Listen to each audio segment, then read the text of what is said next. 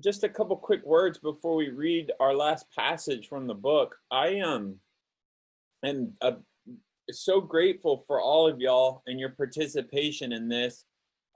It's been more than evident that people are reading and engaged with the text, asking hard questions and thinking through the implications of the entire story. And so I just want to say a big thank you to all of you for just being a part of this class and walking through this text and asking the questions that you've asked.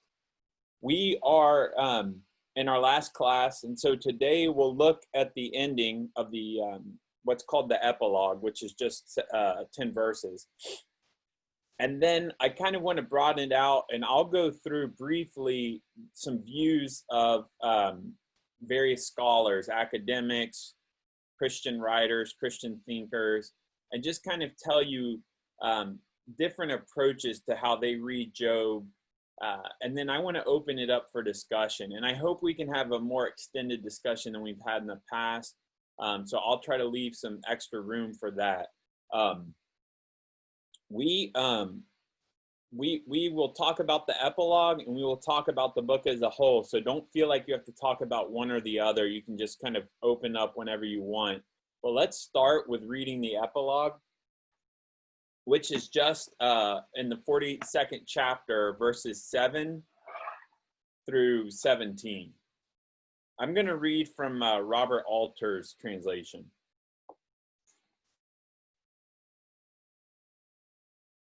So starting at verse 7 of chapter 42.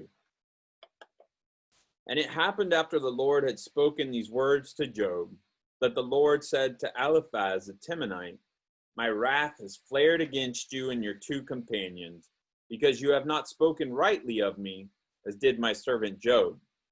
And now take for yourselves 7 bulls and 7 rams, and go to my servant Job, and offer a burnt offering for yourselves. And Job, my servant, will pray on your behalf. To him only I shall show favor, not to do a vile thing to you. For you have not spoken rightly of me, as did my servant Job. And Eliphaz the Temanite, and Bildad the Shuhite, and Zophar the Naamathite went out and did according to all that the Lord had spoken to them. And the Lord showed favor to Job. And the Lord restored Job's fortunes when he prayed for his companions.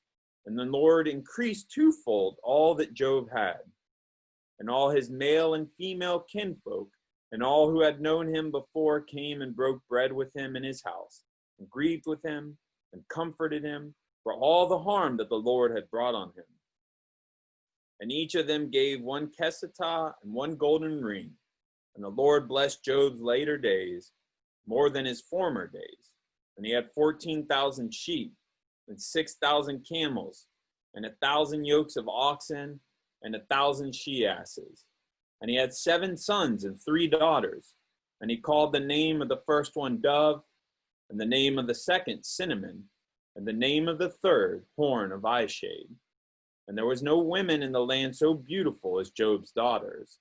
And their father gave them estate among their brothers. And Job lived 140 years after this. And he saw his children and his children's children 4 generations. And Job died, aged and sated in years. This is the word of the Lord. Thanks be to God. So, I'm looking for something. Hold on. Sorry. Yeah, so sorry. So what's going on here is the epilogue, right? And it's the book has been poetry since the 3rd chapter. So we have to think about this book's 42 chapters, and the majority of it is poetry, right? You have the first 2 chapters in prose, and then just the half of the last chapter in prose. And so prose entails such a small portion of this, but it is extremely important to the story. Scholars have wrestled for a long time as to if the prologue and the epilogue are additions. They seem to think that it doesn't flow. I say they, I should indicate not all scholars think that. but some see these additions as an attempt to kind of temper what's going on in the poem. They see the poem as more, I don't want to say blasphemous, but like it's asking tough questions. It's saying things maybe it shouldn't, or it shouldn't in public, right? And so they see the epilogue as a kind of tempering of that, and the prologue as a kind of tempering of that. Other scholars, though, say that's not the case at all. People are reading the epilogue in a way they shouldn't, right? They're reading it as this just kind of fairy tale ending, and there are specific elements in here that indicate this isn't as straightforward as we would, as it would appear on first reading. I want to point out a couple things about the epilogue briefly, and then kind of just talk about the epilogue as a whole. A few things to note here. God declares Job in the right and declares Job his servant. When this first began, God declared Job his servant that was blameless and upright. And Job has through the entirety of the book maintained that kind of servanthood of God, and God still looks upon Job as upright. What else happens? The friends are declared wrong, right? God says to Eliphaz, my wrath has flared against you and your two companions, because you have not spoken rightly of me, as did my servant Job.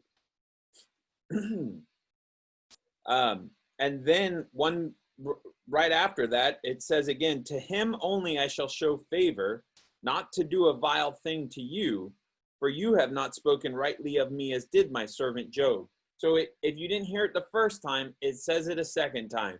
Job is right. The companions are wrong. Then there's this, I think, I never realized this until the other day, but there's this element I just find so important, right? Job prays for his friends. And that's not groundbreaking in any sense. But what I found groundbreaking, and I didn't read this in a commentary, I'm sure a commentator has picked up on this before, but throughout the book, Job has cried over and over again for a mediator between him and God. And who does Job become at the very end? A mediator between his friends and God. And so I haven't processed that fully, but I think that's a very pivotal point and an important one as far as the overall arc of the story and the role of Job and Job's faith and the message to us, the reader. Excuse me. Another important point to point out from this section is verse 11. And verse 11 breaks up the restoration of Job's fortunes by God. It kind of seems like it's this point that's kind of coming out of nowhere. So verse 10 says, and the Lord restored the fortunes of Job when he had prayed for his friends, and the Lord gave Job twice as much as he had before. Right? And then if you look at verse 12, it says, the Lord blessed the latter days of Job. So we get the Lord blessing. And what's in between that is verse 11. Verse 11 reads, then there came to him all his brothers and sisters, all who had known him before, and they ate bread with him in his house. They showed him sympathy and comforted him for all the evil that the Lord had brought upon him. And each of them gave him a piece of money and a gold ring.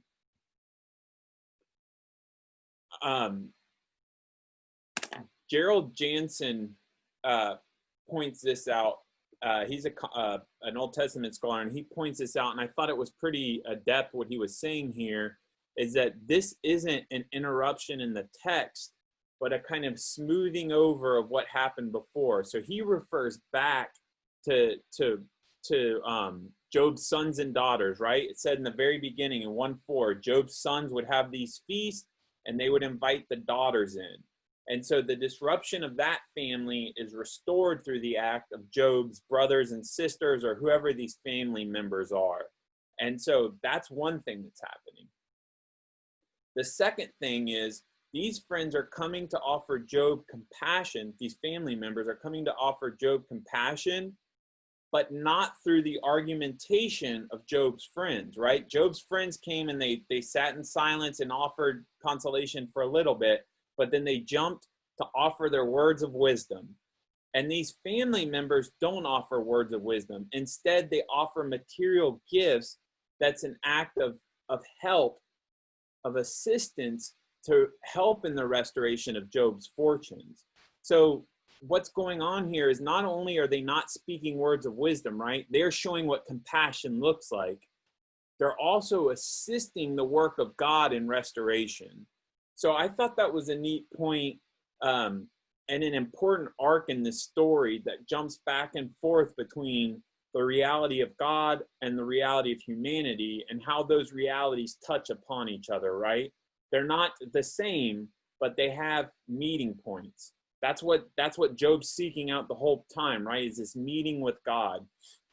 And so at the end, Job is acting as a kind of mediator between those two worlds for his friends and God. And then his family acts as that mediator in a way between Job and God, because they're helping to restore the fortunes. So you're seeing these relational aspects happen again and again. And then there's this wonderful part about the three daughters, right? And we get these kind of beautiful names. And commentators have noticed this for years. The sons aren't named. And then in verse 15, it said, and their fathers gave them an inheritance along with their brothers. According to Jewish law, to biblical law, Jewish women do not get an inheritance unless there are no brothers.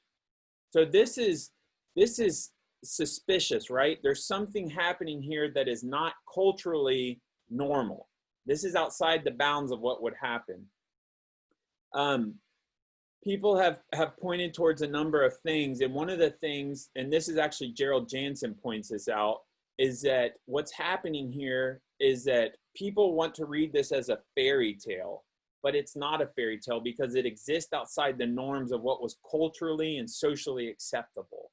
To have women named over men, to have women get an estate would have been radical in that time. For readers, they would have been shocked to have seen this in some fashion. And what Jansen said is going on is that this book is about a disruption of logic and the giving of divine generosity. And so in divine generosity, cultural norms, social norms are shattered, and they're bestowed in a way that are free of any kind of logical explanation. And so the indication here of Job's daughters is just a reiteration that God is in charge and God does whatever God wants. And the human bounds of cultural norms cannot restrict God's generosity, God's free giving.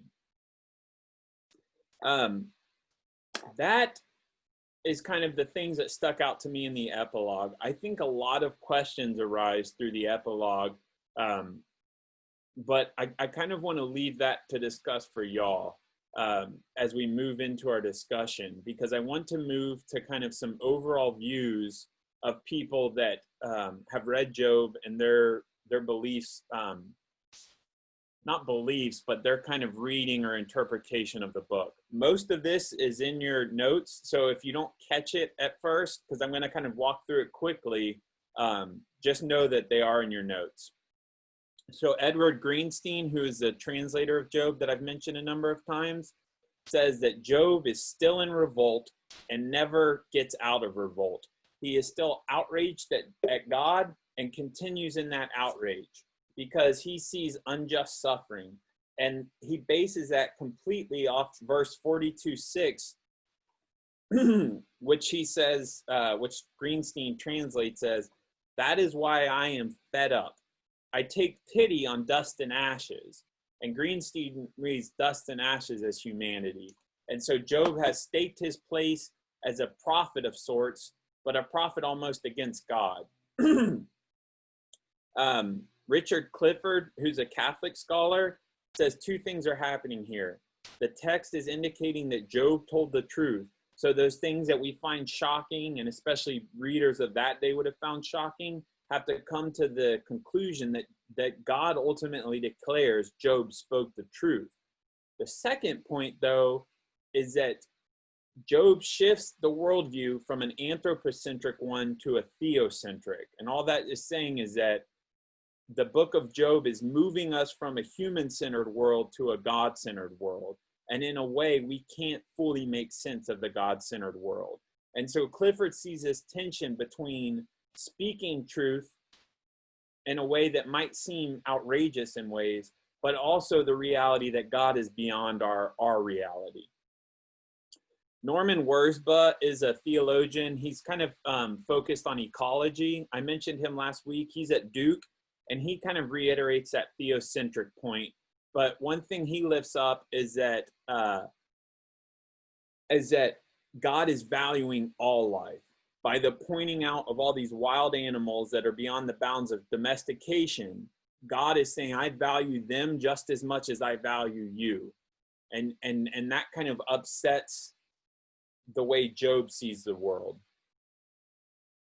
Paul Ricoeur is a philosopher and a favorite of mine. He's also written a lot on the Bible and hermeneutics or interpretation. And he says, this is not an explanation in a logical or rational sense, but rather through the experience of suffering, Job becomes to realize that there is a transcendent meaning to the world that he cannot fully grasp. And the message for us as readers is that we cannot grasp that reality, that transcendent reality, except through pathos, except through emotion, except through kind of living existentially. It's nothing we can ever understand logically. So for us as humans, we are to go and live our lives out, our faith out in a way that doesn't seek after logical understanding, but seeks a depth of experience that can grasp that kind of transcendent reality.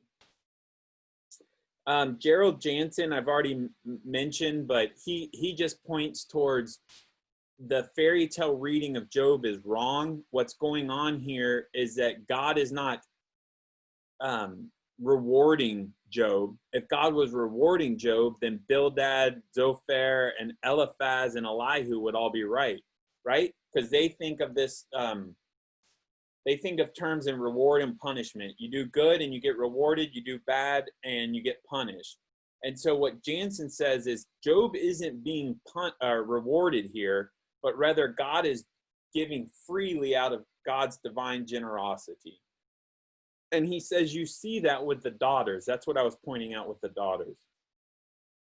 Gustavo Gutierrez, who's a Latin American liberation theologian, a Catholic, says that Job embodies the suffering of the innocent. Job speaks up against resignation, cynicism, and self-interest, and drives for the truth and the care of those that suffer. James Wharton says, we are to speak out no matter what, to voice our outrage, even in prayer. And then lastly, Carol Newsom. Carol Newsom's a scholar at Emory, and what she says is that this is a polyphonic text. There are numerous voices participating in a conversation, and they're essentially different moral imaginations. And she uses moral imaginations to capture kind of the way we see the world, but more from a religious or ethical bent. And what she says is, there's no singular answer that wins out at the end, but rather we as readers participate through listening and reading of the dialogues in these different moral imaginations and are given the choice to choose where we lead or where we're led, essentially, or where we land. She has this beautiful line, it's in the notes, but she says basically the best way to get an answer for what Job is to reread it and then have a discussion with other people. Because for her, that act of dialogue, that act of wrestling, much like we've done in this class, leads us to a place where we can deeper understand the kind of capital T truth of Job. John Calvin has this really weird reading. He basically says Job's friends were right and that there is a sense of reward and punishment, but they were wrong because Job was blameless. And so, yeah, I really didn't like his reading. Gregory the Great, who was a pope and from the 5th or 6th century, He focuses a lot on the friendship of Job praying for these people who are essentially now his enemies. And so he sees that act as such a powerful act, and so counter to our normal inclinations or our normal character, right? Normally we would say, oh, screw you. That's what you think? God just declared me right. You're wrong. Nah, nah, nah, nah. You know, something to that effect, right? And he says, no, no, no, no. What Job does is counter to that, because Job is higher than that kind of behavior, and his faith leads him to a place of praying for his enemies. John Chrysostom, who is another earlier kind of church father, he speaks of Job as someone through his patience that that kind of wins out through patience and that persistence of faith. And in line with that, Soren Kierkegaard says that Kierkegaard wrote this book called Repetition. It's really short, and he mentions Job a good bit in that. And essentially what Kierkegaard says is the book of Job is not a theodicy. It doesn't explain suffering in the way that is rational, but rather instead is an existential narrative in which Job repeats his integrity. And that repetition of integrity in the face of suffering, in the face of being condemned by his friends, is an act of faith. And so for him, faith is essentially maintaining our faith, maintaining our integrity in spite of all the ills that could befall us. And that act is an act of repetition for him. He reads the ending as kind of absurd, like, that's just what faith is. It doesn't make sense. So that was a lot. I want to just briefly say some thoughts I have about the book, and then we'll open it up. So one thing I keep thinking about is the centrality of relationship and the importance of relationship. In a lot of ways, I think God is better to think of not as a person, because I think that kind of diminishes who God is, but rather to think of God as a relationship that transcends any kind of relationship we could ever understand. And I see in Job a number of relationships. There's a relationship between Job and his friends, and that would be kind of characterized as a bad or misunderstood relationship.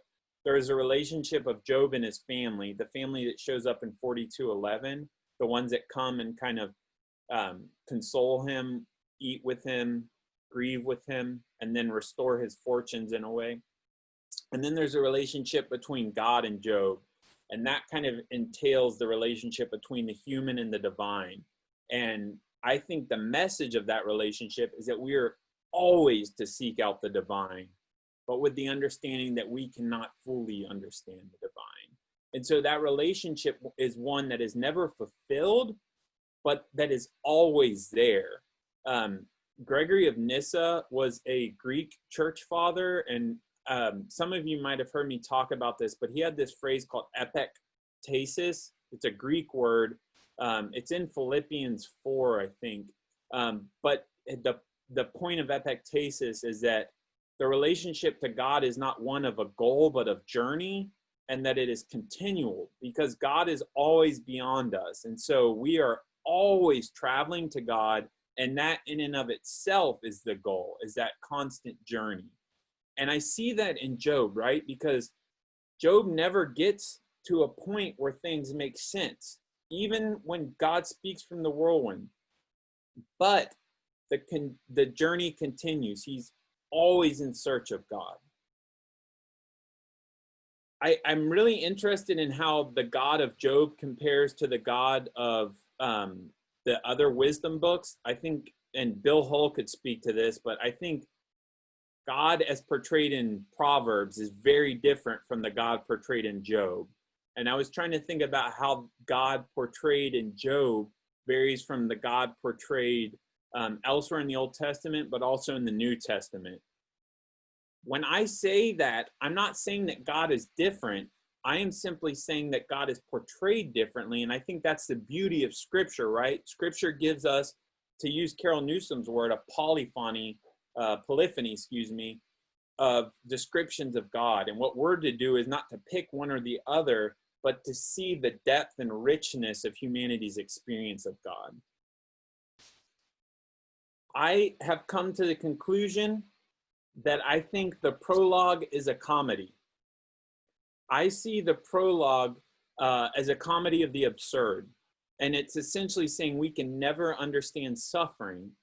And it tries to kind of belie that reality by saying God made a wager with Satan. And I just think that's the most absurd thing in the world. And I early readers to modern readers have seen the absurdity of that. And I think what that's trying to push us as readers towards is that you cannot explain suffering. And once you leave that behind, then you can get into the kind of dialogue and arguments that happen afterwards.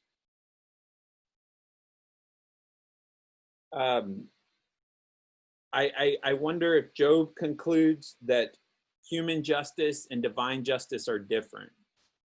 Are those two realities different? And then, following up on that, just because God is beyond us doesn't negate our concerns or our sense of justice. So even if God's justice is different than ours, I don't think that dismisses our justice, right? Because Job persisted throughout the book with his sense of justice, and God did not deny him that or say he was wrong. And so I think the balance here is to hold in our minds these kind of two separate realities, that God is beyond us and God's sense of justice is beyond us in a way. And yet the justice that God has imparted to us is valid as well. And then Job as mediator, which I've already spoken about. I just think that's such a pivotal point. And I think, you know, we've talked about Job as on this stage, this journey of faith. And I think one of the big realizations that Job realizes here is that God is always present. Job has sought out a mediator for 40-something chapters, 39 chapters. And ultimately, Job is told by God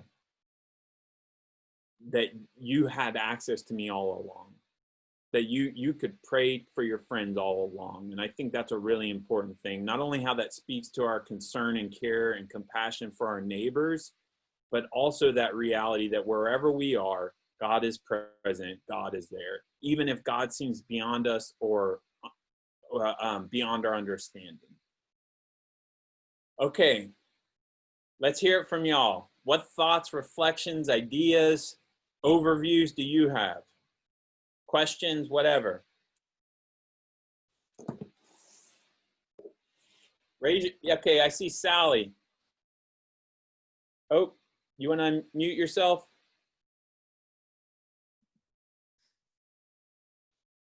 There you go. Okay. Can you hear me? I can hear you. Okay. Well, I make excuses before I ask my question. I really don't know that much about the prosperity gospel, folks, but when we got to the end of all of this, I just wondered if this is something that they would promote, because Job's fortunes were doubled and his family was beautiful and everything just turned out hunky-dory for him. I just don't even know what I'm talking about, except for the fact I really don't like the idea of prosperity gospel, so I haven't pursued it much. But he certainly did get a big paycheck at the end of all of this. So it's a statement and a question. Yeah, no, I think that's a really good point to bring up. So I'm assuming most of y'all know what the prosperity gospel is, but if you don't, it's basically this kind of simplified premise that if you are good and you pray hard enough, God will reward you. And that signs of material wealth or health or things of this sort are a sign of God's goodness upon you. And not directly stated, but kind of implicit in that statement is, if you're poor or you're sick or things aren't going well, well, then you're not praying hard enough, or you don't love God enough, or your faith isn't strong enough. Mm-hmm. It's a terrible theology. It's rampant in America. And unfortunately, a lot of pastors use it to prey upon the poor. And yes, Job is often referred to in prosperity gospel kind of theology. I think that's why Gerald Jansen's point is so important here, is that this isn't about reward and punishment, because the entire book, Eliphaz, Bildad, Zophar are arguing for that kind of simplistic theology, that if you do good, you're rewarded. If you do bad, you're punished. And God declares them wrong at the end. And so you have to really wrestle with, if God is declaring them wrong, ipso facto, this isn't, or therefore, this isn't a reward. It's something beyond reward. And I think that's why Gerald Jansen's point's a good one. He says God is felicitously giving out of God's generousness. And I think that speaks against prosperity gospel, but I think that takes a wrestling with the text and a complexity that prosperity gospel shuns. The prosperity gospel is built upon simplicity and easiness of understanding. And I think the Bible, our faith, calls us to a deep wrestling. That's what Job is, right? Job is wrestling even when he doesn't understand and crying out. Thanks for bringing that up, Sally. That's a great point, because I've heard more than once prosperity folks refer to that. Okay, who's next? Unmute yourself, raise your hand. I see you, Marcia. Go ahead.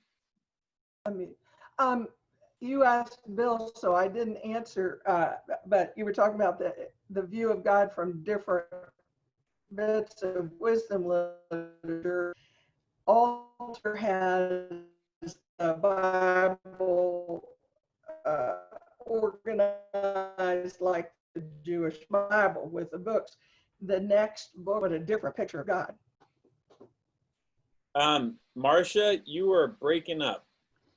Anyway, in Alter, the which is built like the Jewish Bible, the next book after Job is Song of Songs, right? Which is a very different picture of God. Yeah, and Proverbs is before it, right? I think so. In the Tanakh. Thanks.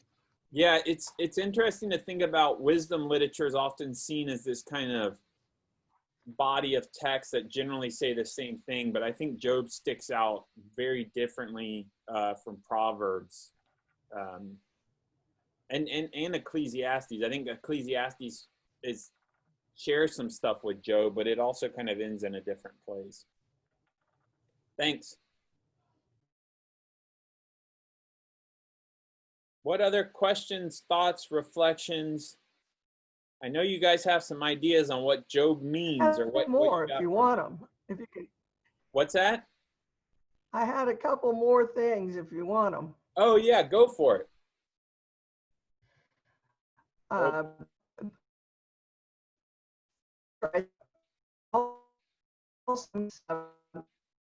Hey, Marcia, you're breaking up really bad. I think she's frozen now. All right, forget about it. Wait, will you just chat? Will you send me your chats? You can type it.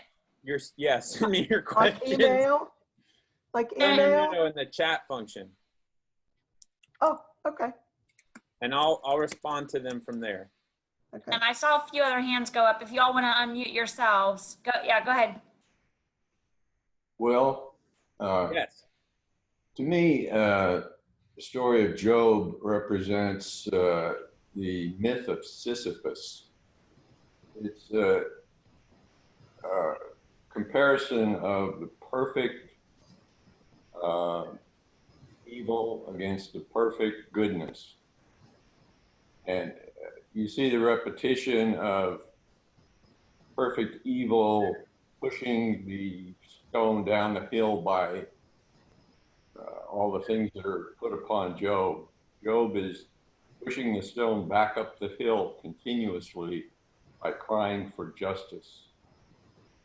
And what God has done, as he has prohibited perfect evil from overcoming perfect good, by saying that Satan cannot kill Job. So the premise is that this eternal Sisyphean task is going to go on. Job is going to continue to ask for justice. Evil is going to be rained upon him, and it's just going to go back and forth, up and down the hill. So you think there's no resolution? There's no resolution. When there is a resolution, the task is over, and there's no perfect there's no perfect evil against perfect good. So the question for me is, what would happen if God did not prohibit the triumph of evil over good? What if God allowed evil to destroy good? Yeah, that's, I think we have the answer. It requires a miracle. yes, those are some big questions. So with the Sisyphean reference, I think there's a point to be made about the suffering, right? The book of Job doesn't give an answer to suffering. And so in a sense, the ball, as you're using that metaphor, the ball continues to roll downhill. The act of resolution or any sort, yeah, that's a big one. So obviously Christians throughout the centuries have read Job as a preface to Christ, and that Christ ultimately overcomes death, the greatest evil there is, or the product of evil. And so in that act, the act of Christ's death and resurrection, there is a sense to the end of that suffering, because with resurrection, we have a peace from it. One thing I've been thinking about is, what does Job offer us as people, especially in a country torn by pandemic? I mean, we've passed 100,000 deaths, and I just can't even begin to contemplate that number. I know 4 or 5 people that have lost folks to the illness, and I've had a couple close friends that have gotten it. And I'm just dumbfounded at that number. It just doesn't seem real. It's like too big to understand. And I would be lying if I kind of acted like I understood that, or I felt that. That's essentially unfeelable. And then you look across at the racial violence that's happening across this nation, and the protests that are happening, both peaceful and violent. And you just wonder, is there, what's the point to this? What is the meaning of this? What are we to do? And I think that Job's act of praying for his friends is so important to this book. It seems like a throwaway, but I think there's a that I keep talking about him as a mediator. I think that's integral, and I think that foreshadows Christ in a way, because Christ is essentially, remember, when the temple veil is ripped, there is no need for a mediator anymore, because you have Christ. And so in the book of Job, in the book of Job, Job doesn't need a mediator. Job is the mediator. And I just think that speaks to our relationship with God in a profound way. I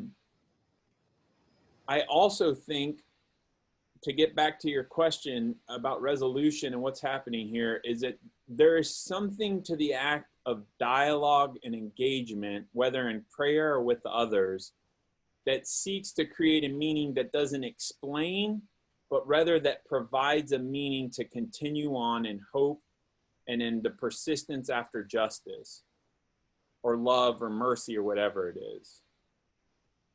Thanks for those thoughts, Dave. Those were good. I'm going to return now to Marcia, who sent me some questions.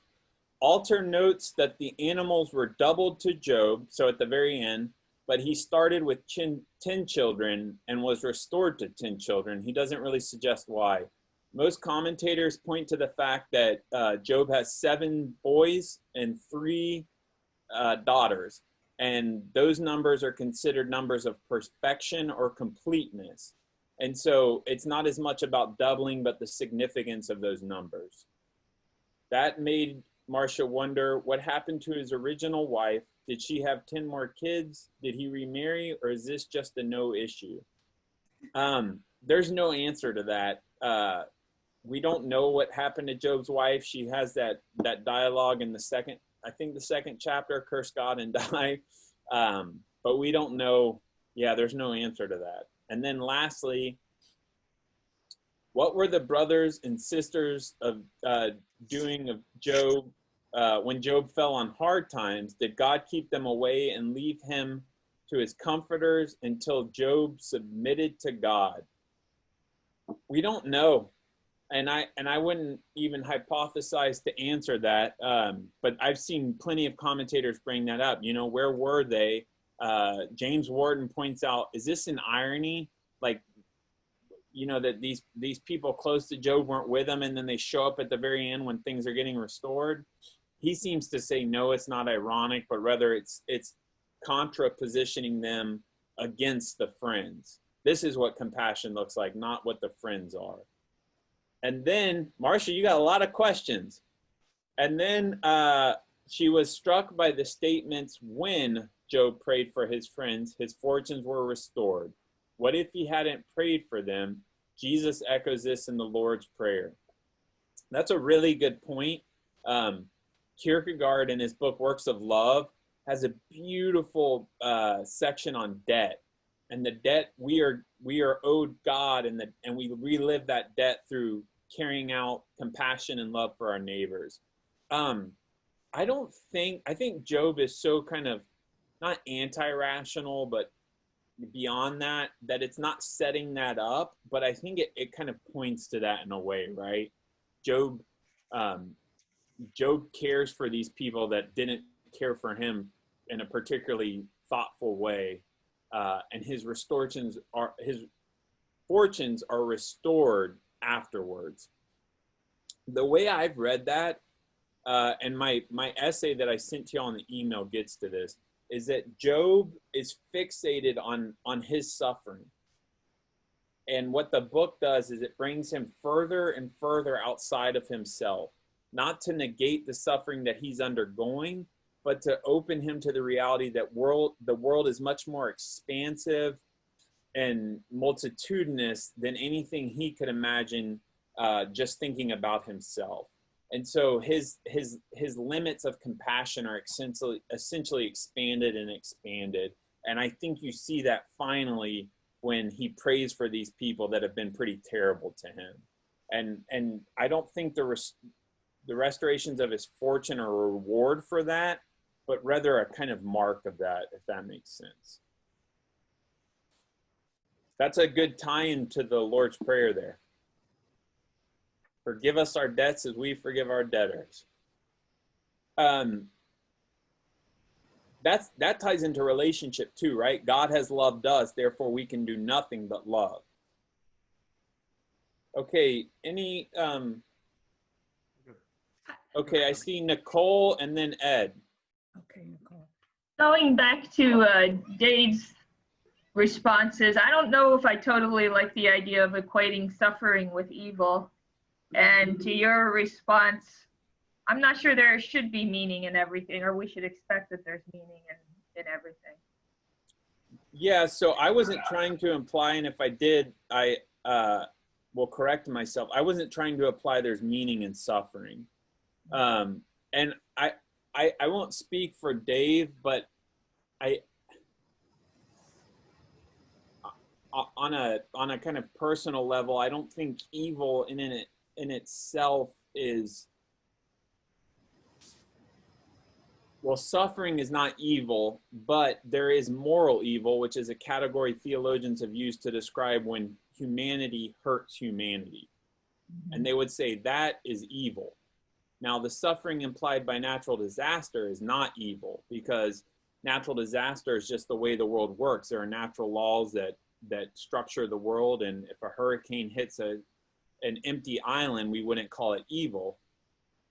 If it hits, a populated area, we would. And the point they're trying to make is it's not evil. That's just the way the world works. But suffering that befalls another human by a human is evil. But yeah, I am of the mindset that you can't explain suffering, that the book of Job doesn't. Theodicy is the term that theologians use. Theologians say that theodicy is the attempt of humanity to explain suffering in a theological framework. And I would say that Job is anti-theodicy. That is, it doesn't give in to that kind of framework. It says that essentially suffering is unexplainable. That's what I was trying to get at with saying that the prologue is a comedy, because it's trying to show how absurd everything is. Well, doesn't it sort of fit in that if we regard this problem of evil and so on abstractly, that God has basically taken full responsibility for all the natural things in the world. That's what he's talking about. That's what he's concerned with. He's concerned with the animals and so on and so forth. What the issue here is this contest between perfect, I'll call it evil again, but I understand what you're saying, that it's not necessarily evil, and perfect goodness. What is the definition of perfect goodness? The definition of perfect goodness is to constantly seek justice, even in the case that there is apparently no resolution, no reason to expect justice, to be getting justice, and so to have to ask for justice even. So that's where the absurdness of it comes in to a certain extent. Yeah. I mean, I think that's right. There's an absurdity there. I though read the prologue as absurd. I don't read that as a theological definition, more so as a kind of flourish of absurdity almost. And we are supposed to disagree, so don't think I'm trying to push a view on anyone, but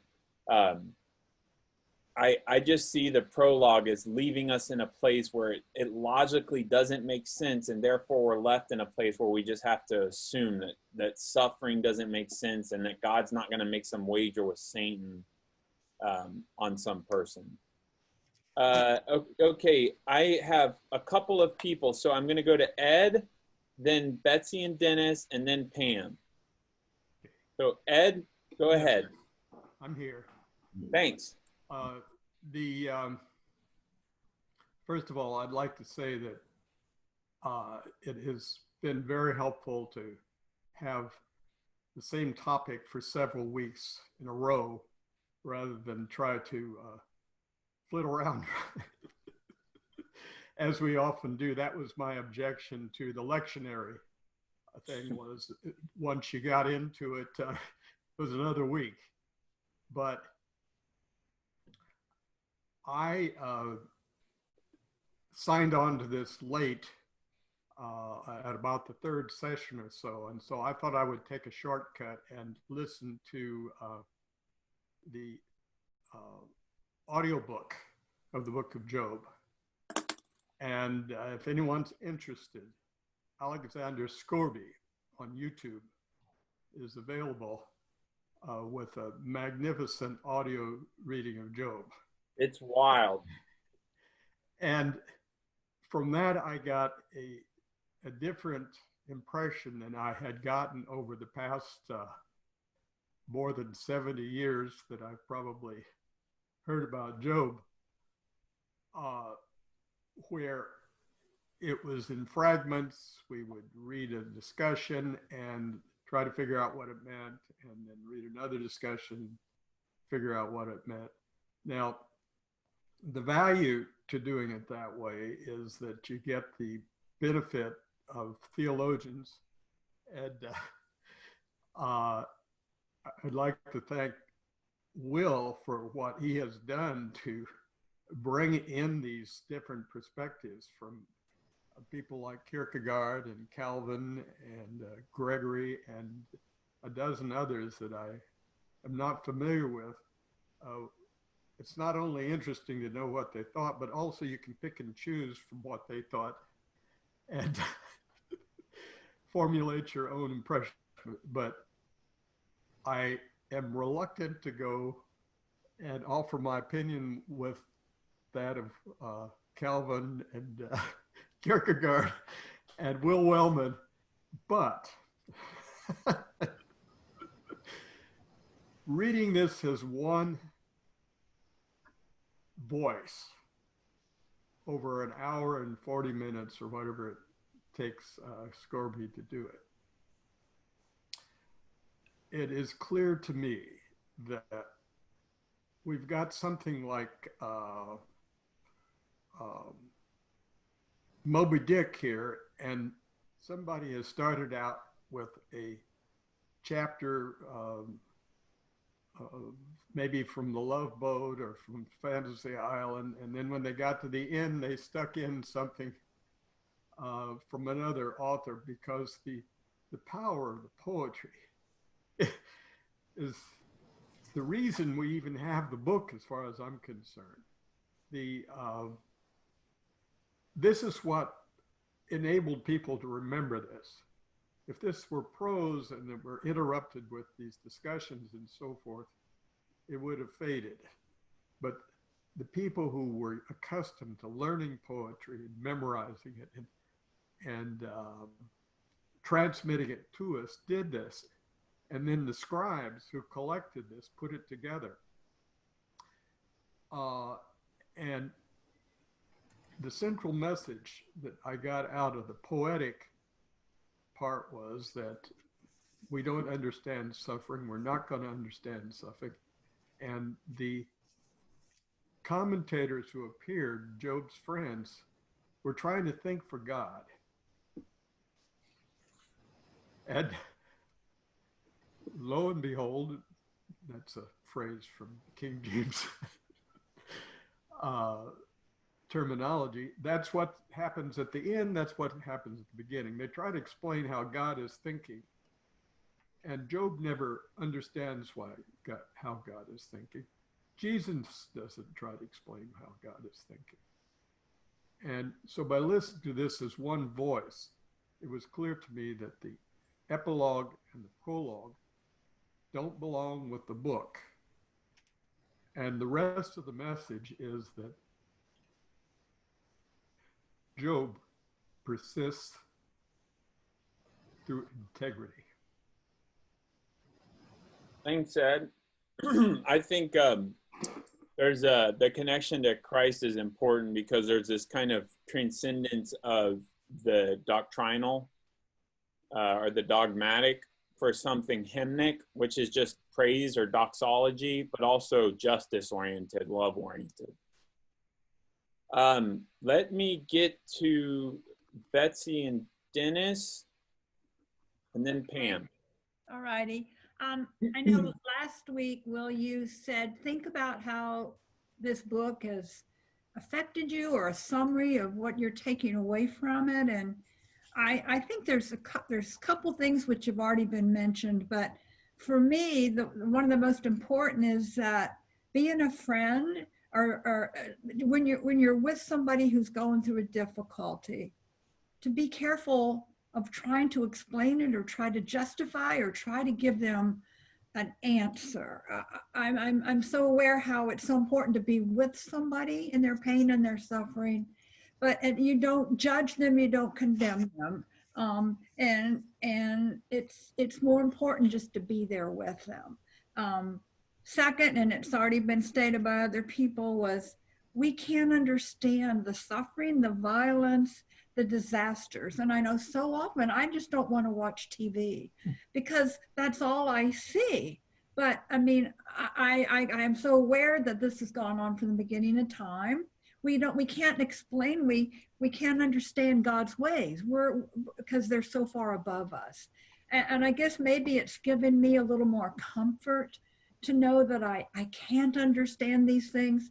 But I guess what that leads to is, for me, the most important thing is to continue my faith and to continue my hope, because I think that's what Job did.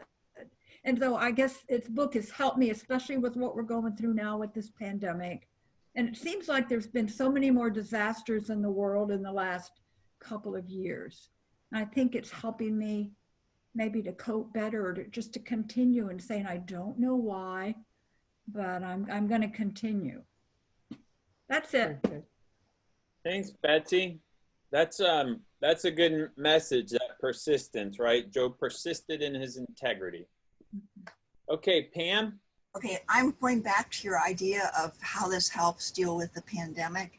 And I think when you mentioned the girls in the Jewish law not getting any inheritance, and that was a total disruption of the logic. And you said also it was out of culture.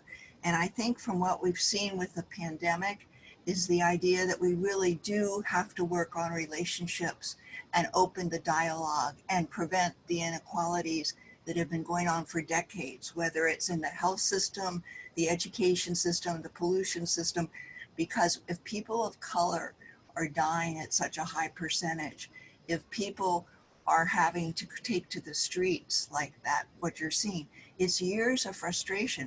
So something positive needs to come out of it. And I think opening the dialogue and really addressing the inequalities in this country, so we have a more peaceful existence where people really can feel that everybody has a possibility at the American dream. Thanks, Pam. Yeah, I think Gustavo Gutierrez's book, oh gosh, this is what happens when you have one of these silly backgrounds. Well, Gustavo Gutierrez wrote a book on Job. It's called God Talk and the Suffering of the Innocent. And he really drives at Job represents the suffering of the innocent and the need to speak out no matter what. And that God rewards those that speak from experience rather than those that just kind of throw out theological platitudes. And so that kind of persistence after truth is important to speak up. Friends, it's after 11 and I have to go jump on to film a Bible study with the other pastors. I want to thank y'all so much for continuing along in this. Next week, I will start our summer Bible study on Genesis. It's called Creation and Covenant. And so we will walk through the Old Testament lectionary text. Sorry, Ed. So we'll bounce around a little bit, but it's I've taught it before, and it's a fun class. And obviously Genesis is such a great book.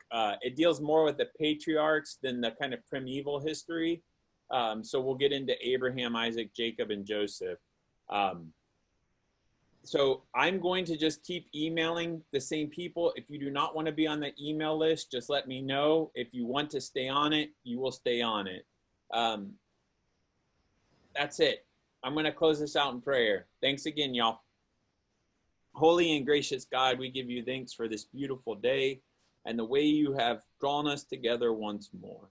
We give you thanks for your scriptures and the way they reveal to us your consistent, powerful love. Lord, we also give you thanks for the way they challenge us not to sit still, not to just be falsely pious, but rather to ask questions, to wrestle with existence, and to engage with you honestly. Lord, continue to be with each and every one of us in this class as we seek to do that work. Remind us that you are not an answer, but a journey, and that you are always present. For we ask this all in your Son, our Savior's name. Amen. Thank y'all so much. Thank you. If we didn't get to your question, feel free to email me. Bye.